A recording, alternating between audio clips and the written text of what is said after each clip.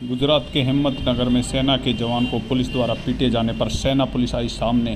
Brigadier साहब ने लिया संज्ञान और बड़ी कार्रवाई का दिया आश्वासन। देखें अंदर नहीं जाता અમદાવાદની મિલિટરી ફોર્સ પણ આવી ચૂકી છે અને તાબડતોબ